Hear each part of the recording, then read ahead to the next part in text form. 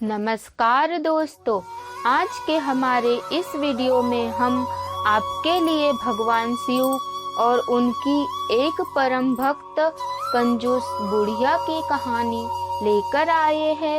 एक समय की बात है, भगवान शिव की परम भक्त एक बूढ़ी माँ थी जो हर समय भगवान शिव का नाम जपती रहती थी, भोलेनाथ की पूजा अर्चना करती रहती थी।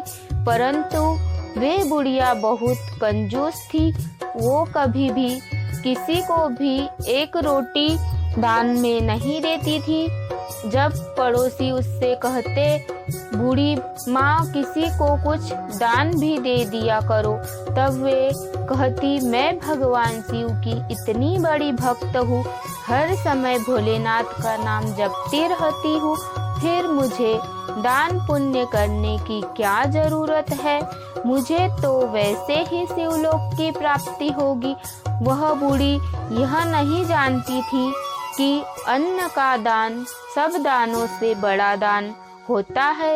एक दिन भगवान शिव ने सोचा कि इस बुढ़िया को सब लोगों ने बहुत समझाया, लेकिन इसने किसी की भी नहीं मानी।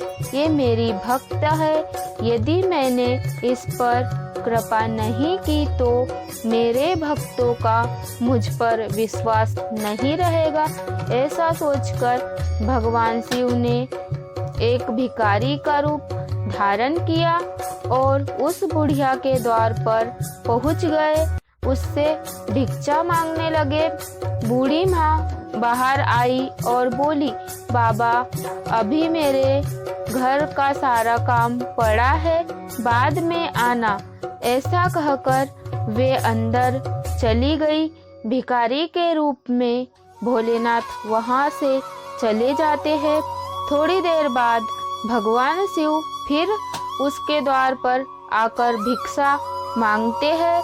बूढ़ी माँ फिर कह देती है, अभी मैं घर के काम कर रही हूँ, बाद में आना।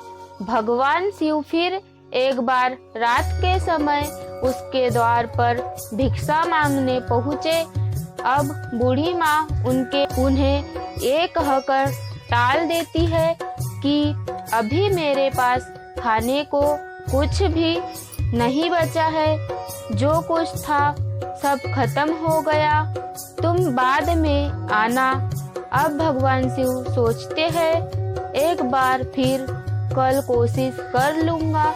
ऐसा सोचकर भगवान भोलेनाथ अगले दिन सुबह फिर उस बुढ़िया के द्वार पहुँचते हैं और भिक्षा मांगने लगते हैं। माई मुझे कुछ खाने को दे दो, मैं बहुत दिनों से भूखा हूँ, मुझ पर दया करो माई, ऊपर वाला तुम पर दया करेगा। अब बूढ़ी माँ को गुस्सा आ जाता है। वो भिखारी के स्वरूप में आए भोलेनाथ को खरी खोटी सुनाने लगती है और कहती है, तुम्हारे जैसे बहुत भीख मांगने वाले आते हैं, चलो जाओ यहाँ से। और ऐसा कहकर वो उन्हें वहाँ से भगा देती है। अब भगवान शिव सोचते हैं, ये बुढ़िया नहीं सुधरेगी। ऐसा सोचकर भोलेनाथ वहाँ से चले जाते हैं। अब वह दिन भी आ जाता है जब बुढ़िया को लेने यम के दूत आते हैं। यम के दूतों को देखकर वह बूढ़ी माँ बोली, अरे मुझे तो शिवलोक जाना है। तब यम के दूत बोले, ऐसा तुमने कोई काम नहीं किया है कि तुम्हें शिवलोक की प्राप्ति हो। तब बूढ़ी माँ बोली, मैं सुबह शाम भोलेनाथ का नाम जपती रहती थी, उनकी पूजा अर्चना करती रहती थी, इसलिए मुझे शिवलोक ले जाओ। तब यम के दूत बोले, बूढ़ी माँ शिव का नाम जपने से शिवलोक प्राप्त नहीं होता है, उसके लिए अच्छे कर्म भी करने पड़ते हैं। अब बूढ़ी माँ रोने लगी, मुझे जहाँ ले जाना चाहते हो ले जाओ, लेकिन एक बार मुझे मेरे भोलेनाथ से मिलवा दो। तब यम के दूत लेकर बूढ़ी माँ को लेकर शिवलोक पहुँचे। शिवलोक पहुँचकर बूढ़ी माँ भगवान शिव के पैरों में गिर गई और कहने लगी, हे प्रभु, ये क्या?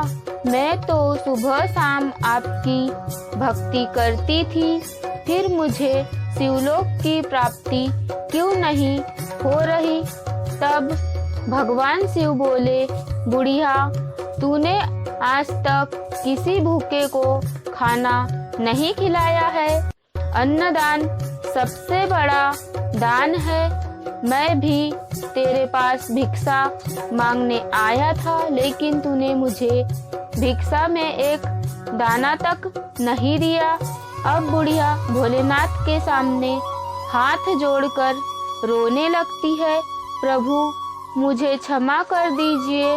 भगवान शिव उसे एक मौका और देते हैं और कहते हैं, बुढ़िया, तूने मेरी बहुत भक्ति की है, इसलिए तुझे एक मौका और दे रहा हूँ। तू धरती पर जा और जाकर जितने पुण्य कर सकती है कर ले, क्योंकि तेरे पास एक सप्ताह का ही समय होगा। वह बुढ़िया खुश हो जाती है और फिर वह अपने पुराने शरीर में समा जाती है। अब बुढ़िया के घर जो भी भिखारी आता है, बुढ़िया उसे पूड़ी पकवान बनाकर खिलाती है। रोज अच्छा भोजन बनाकर भिखारियों को बांट कर आती है। एक सप्ताह में बुढ़िया ने खूब धर्म कर्म किया। अपने मरने से पहले उसने थाली लोटे से लेकर सोना चांदी अनाज आदि सब कुछ दान किया। एक सप्ताह बाद दोबारा बुढ़िया के प्राण निकलते हैं तो उसे भोलेनाथ की कृपा से शिवलोक की प्राप्ति होती है। तो दोस्तों, आपको वीडियो कैसी लगी कमेंट बॉक्स में लिखकर जरूर बताइए और चैनल को सब्सक्राइब कर लीजिए। धन्यवाद।